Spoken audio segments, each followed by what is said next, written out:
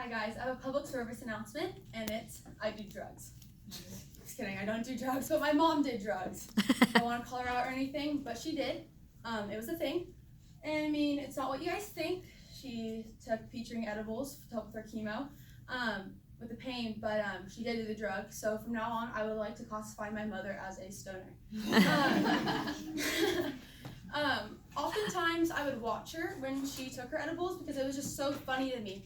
My mom was a very loud person with a very colorful vocabulary, and when she would take her edibles, she'd get super quiet and she would sit in her bed and stare at her TV, which was off, and she would just stare at it until she just fell asleep, and I would sit there and laugh because it was the funniest thing ever. And it made me wonder, what would I be like when I'm high? And so I don't do drugs, so I have to find a different way to do things. But when I got my wisdom teeth pulled out, the dentist told me that how you act when you're on laughing gas is how you act when you're high.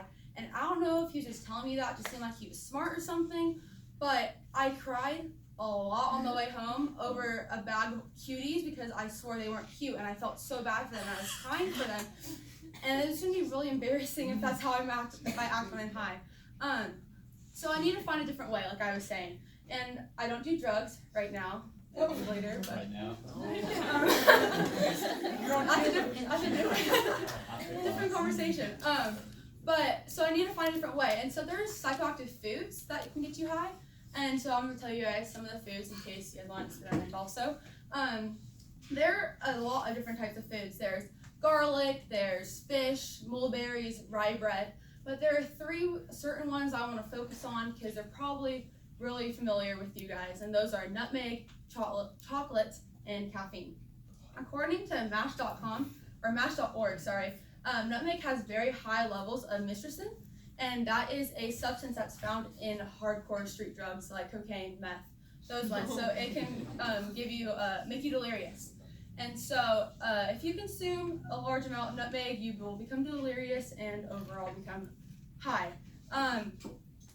And then also chocolate has a lot of methylxanthines, biogenic amines, and cannabinoid-like fatty acids. And if you don't know what cannabinoid-like fatty acids are, it's cannabis and marijuana. So make a connection there. It interferes with your brain cell communications, which I'll get into later, and so it causes abnormal behaviors.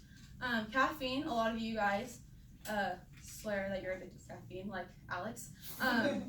But be careful because caffeine has a lot of adenosine in it. And so there are a lot of receptors in your brain, and there's only a certain amount of receptors that will bind to neurotransmitters that are adenosine.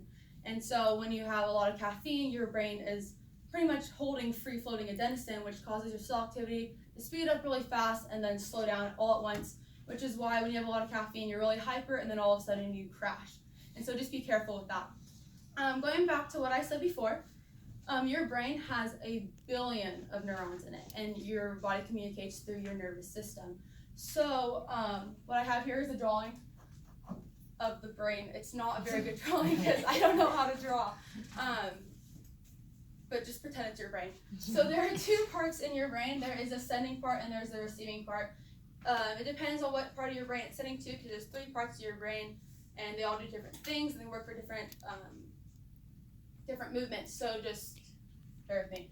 So there's a sending part, and they send the neurotransmitters, and each the receiving part has receptors, and each neurotransmitter is shaped specifically to bind to a certain receptor. So what happens with the psychoactive foods and the drugs and the substances like adenosine, myrcene, and methylxanthines is that you have, like, let's just take coffee for example, or caffeine. You have like the adenosine just sitting here, and what happens is that when the neurotransmitter is coming to bind with the receptor, the drug blocks it and interferes with that communication, leaving misperception, emotion, motivation, behavior, and thoughts all over the place. And so it has a lot of harms and a lot of benefits, and those are often argued between, are drugs good for you or drugs bad for you?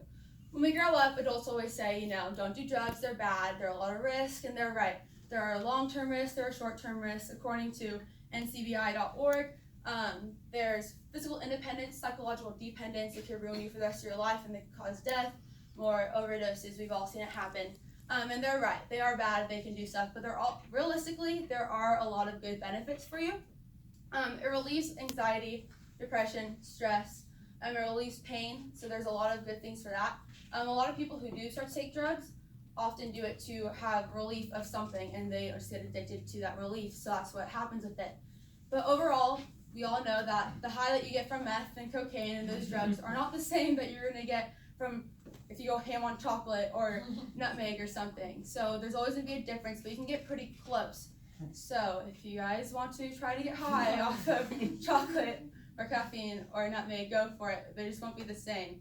I'm not promoting anything, but just letting you guys know. So always be safe and careful of your surroundings, and just know what's happening in your lives. Thank you.